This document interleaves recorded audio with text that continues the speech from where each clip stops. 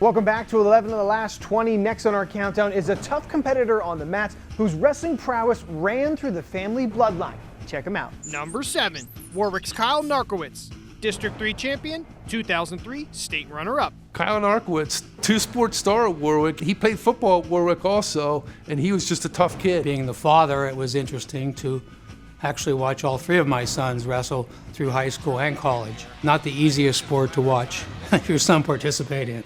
Kyle, I know his older brothers, Brent and Eric from Penn State, and Kyle, I guess the Narkowitz family let him eat a little venison, so he was able to bulk up a little bit more, but good athletic balance, build, frame, for the weight that he was at. Kyle went on to have a really awesome finish to his senior year. He is taking on Kyle Narkowitz, the senior from Warwick out of District 3. I don't think they expected him to make the state championship. He won a district championship, beating the Harrisburg kid, Phil Davis, and Davis went on to Penn State and became an All-American. So that tells you the type of kid and the type of wrestler that Kyle was. He never backed down from anybody, and he was just tough as nails. So, yep, and there it is. Kyle Narkowitz registers the fall. Anytime you're state runner-up, state finalist, you got to be mentioned with your program's best of all time. Kyle went on to place first and third at the district level and was a second place finisher at the state level, and then earned a scholarship to the University of Virginia where he was a starter for 3 years.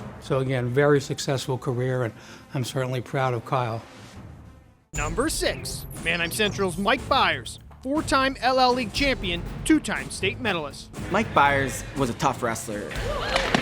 He's one of those kids that he's right there. He's going to give anyone fits. He was really tough on top. Mike Byers, when you think of Mike Byers, you've got to put him among the all-time greats in Manheim Central. Very good headlock by Kyle Sensnig, and that would have worked on just about anybody except Byers, yeah. Right. He just won a lot of matches for Manheim Central and established himself as a great wrestler in their program. I just remember Mike was really, really scrappy, and he had a really nice crab half. So he'd be behind people from the top offensive position, double underhooks. You don't feel like you're in any trouble. You're trying to scoot out. Ran a tough crab ride to a half, which back then, it was when it was first starting. Nowadays, you see it all the time. Someone puts you in a crab ride, someone runs a half. He was one of the first to do it and did it very effectively. Tough. I had a wrestler that ran into him a few times in that season that he did well. Just very strong and aggressive, and you just knew that if you had a kid wrestling him, they better be ready to strap it on. And Mike Byers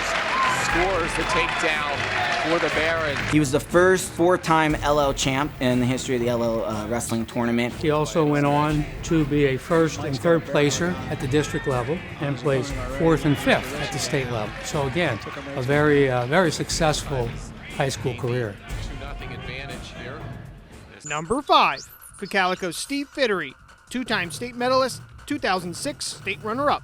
Steve Fittery was one of my favorite wrestlers. He was a tough kid who would not back down to anyone, would take every challenge. There he got it. Nice and tight. Fast job by Steve Fittery. Steve was one of the most happy-go-lucky wrestlers you would have ever met. Never didn't have a smile on his face, but he was mean on the mat. Like, he could turn it on and off. You get on that mat, and he was constant go. Tough wrestler, and talk about a kid that just went 3 periods hard. If you weren't ready to go hard for 3 minutes, you just weren't going to beat him. And the coolest thing about Steve is he didn't realize his greatness. Lifts, brings him to the mat.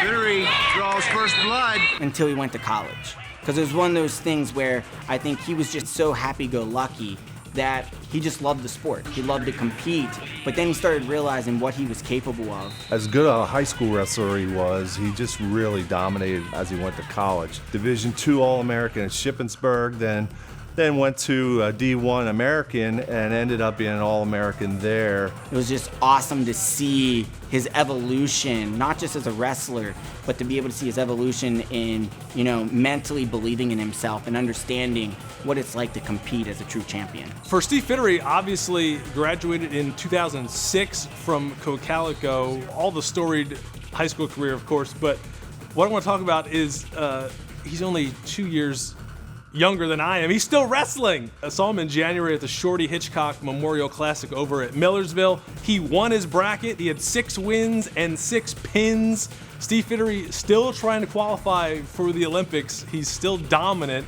still in shape, still wrestling, and that speaks to his dominance back then, 15 years ago, 14 years ago, and even today. Steve Fittery, just an incredible wrestler. Number 4, Warwick's Antonio Giorgio, 3-time District 3 champion, 2008 state runner-up. Antonio was such a strong, barrel-chested kid. Antonio knows how to finish, that's for sure. He knows there it is. Well, I'll tell you what, with Antonio, you know, his signature move was those tilts. He's one of those that comes with those cross-wrist tilts again. He's one of those wrestlers. He actually came from the Central Dolphin program before moving into Warwick. So he grew up, you know, working with all the Peppelmans, all those, you know, courts down in Central Dolphin. And when he came to Warwick, you know, he brought that with him. Rolls through, he gets his back points, and that's going to be the match. Yep. His signature move was those tilts. And boy, if he got you in a tilt, it was turn out the lights. It was good night, Irene. He definitely was the new generation, what you would call an upper weight wrestler, right? It used to be, you know, they call them the dancing bears. They just wanted to, you know, be physical but not really do much. He was a shooter, he would turn you. He liked to put points up, and that's what you like to see in wrestling, especially in the upper weights. If it was a close match, you know, you look up at the scoreboard, he hits a couple of those tilts, and all of a sudden it's an 8 or 10 point lead. Antonio was a 3-time district champ, placed 5th, 3rd, and 2nd at the state level, being one of 3 Warwick wrestlers to make it to the state finals. But again, another very talented, athletic high school and college wrestler. He was a tough kid, and the state finals as a sophomore, got back there 2 more times to states and won 2 more medals. So he was just a special wrestler for Warwick. We've cracked the top 5 in our countdown, but coming up next, we unveil who made the top 3 and who's walking away as our #1 wrestler of the last 20 years.